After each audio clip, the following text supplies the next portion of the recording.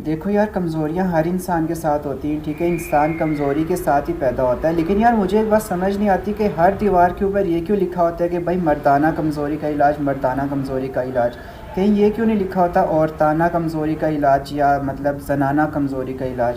मतलब यार, या तो लड़कियां हमसे ज़्यादा स्ट्रॉन्ग हैं, या नौशर फिरोज खान रिपोर्ट कर रहा है जुल्फकार ट्रगर नौशर फिरोज स्पेशल पर्सन इंसान समाज जो हिस्सा एडन ख्यालन जो इजहार deputy director special education Ahmed Nawaz Mangi Nadra हाफिज सहकार सां RCMHC सेंटर जे स्पेशल ॿारनि जो बे फार्म ऐं शनाख्ती कार्ड ठाराईंदे चयो नादरा हाफिज़ जे ऑफिसर अली आज़म हुलियो मोहब्बत अली मंगी स्टाफ सां गॾु जी स्पेशल पर्सन ॿारनि सां गॾु केक कटियो। RCMHC सेंटर जे डिप्टी डायरेक्टर पारां स्पेशल पर्सन जे आलमी ॾींहं ते ख़ुसूसी पैगाम ॾींदे अहमद नवाज़ मंगी चयो त पाकिस्तान समेत दुनिया में 3 डिसंबर स्पेशल पर्सन माण्हुनि जो आलमी ॾींहुं तौरु मल्हायो वेंदो आहे ऐं स्पेशल पर्सन माण्हू समाज जो हिकु अहम हिसो आहिनि। उन्हनि माण्हुनि दुनिया जे हर शोबे में पंहिंजी सुञाणप ठाही आहे ऐं पंहिंजे क़ाबिलियत सां साबित कयो आहे त मुआशिरे में रहंदड़ सभु गॾिजी स्पेशल पर्सन ॿारनि समेत वॾनि जो साथ ॾिनो वञे त उहे न सिर्फ़ु पंहिंजे ज़िंदगी पर मुल्क जे लाइ तरक़ीअ में अहम किरदारु अदा करे सघनि। अॼु असां RCMHC सेंटर जे स्पेशल पर्सन ॿारनि जा मुख़्तलिफ़ डिसेबिलिटी जा बेफारम ऐं शनाख्ती कार्ड ठाराया आहिनि त जीअं स्पेशल पर्सन ॿारनि खे पंहिंजे मुस्तक़बिल में मदद मिली सघे। उन मौक़े ते वधीक संदसि चयो त सरकारी इदारे, सियासी पार्टियुनि, सिविल सोसाइटी, कारोबारी हल्कनि खे स्पेशल पर्सन माण्हुनि लाइ वधीक सहूलियतूं फ़राहम करणियूं पवंदियूं। असां सभिनी खे गॾिजी कमु करणो पवंदो त जीअं स्पेशल पर्सन ॿारनि ऐं वॾनि खे वधीक ख़ुशहाल बणाए सघिजे। रंग, नस्ल, ज़ात पात जे बिना कंहिं फ़र्क़ जे उन अज़म जो इज़हार कयो त मज़ूर माण्हुनि जे ख़ुशहालीअ लाइ पंहिंजो भरपूर किरदारु अदा कंदा रहंदासीं। उन मौक़े ते RCMHC सेंटर जे उस्तादनि सां गॾु स्पेशल पर्सन ॿारनि जे वालिदैन वॾी तादाद में शिरकत कई।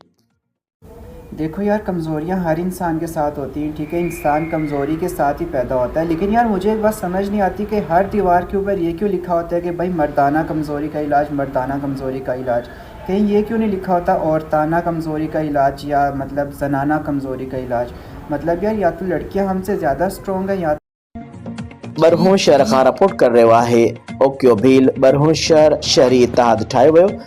दीदार हुसैन बोदानी जी सरबराही में गॾिजाणी थी, जंहिंमें वॾेरे ग़ुलाम मोहम्मद लाशारी, उस्ताद नबी बख्श चुन, फ़कीर अनवर चुन, हाजी दादन झुलण, मोहम्मद सालिह हिंगोरो, ग़ुलाम मुस्तफ़ा हिंगोरो, शाहनवाज़ भाणोजो, डॉक्टर सईद खान भाणोजो, रहीम बख्श उर्फ मुंशी, मुलाज़िम हुसैन, जुमो खान पठान, सलाम संजराणी, लियाकत संजराणी, मोहम्मद सिद्दीक, उस्ताद रहीम बख्श ख़ासकेली ऐं ॿियनि शहरियुनि शिरकत करे शहरी इतिहाद ठाहियो वियो।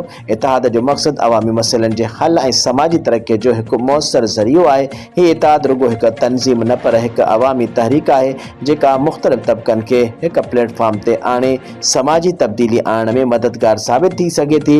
उन लाइ मुस्तक़िल मिज़ाजी, ईमानदारी ऐं अवामी शमूलियत बुनियादी अंसर आहिनि जेकी सही तरीक़े सां कमु कयो वञे त शहरी इतिहाद कंहिं बि इलाइक़े जी तरक़ी ऐं ख़ुशहाली लाइ हिकु अहम सुतून बणिजी सघे थो। देखो यार, कमज़ोरियाँ हर इंसान के साथ होती हैं, ठीक है। इंसान कमज़ोरी के साथ ही पैदा होता है। लेकिन यार मुझे एक बात समझ नहीं आती कि हर दीवार के ऊपर ये क्यों लिखा होता है कि भाई मर्दाना कमज़ोरी का इलाज, मर्दाना कमज़ोरी का इलाज। कहीं ये क्यों नहीं लिखा होता औरताना कमज़ोरी का इलाज, या मतलब जनाना कमज़ोरी का इलाज। मतलब यार, या तो लड़कियां हमसे ज़्यादा स्ट्रॉन्ग हैं, या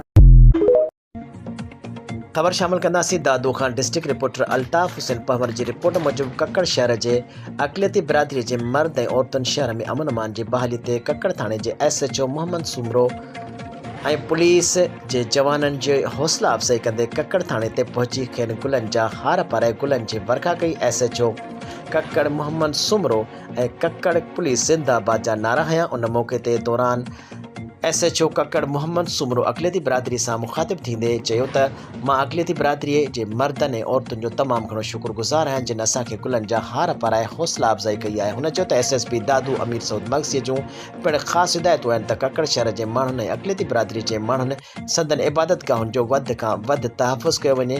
हुन वधीक चयो त शहर में अमन अमान जी वधीक बहितरी लाइ हितां जे शहरियुनि, सियासी, समाजी अॻुवाणनि, सहाफ़ियुनि ऐं वकीलनि असांखे सां ताउन करणु घुरिजे त जीअं शहर में अमन मुनमान कराइण में दुश्वारी पैदा न थिए। आख़िर में SHO कक्कड़ मोहम्मद सुमरो अक़लियती बिरादरी सां गॾिजी पाकिस्तान ज़िंदाबाद, सिंध पुलिस ज़िंदाबाद जा नारा पिणु हंया।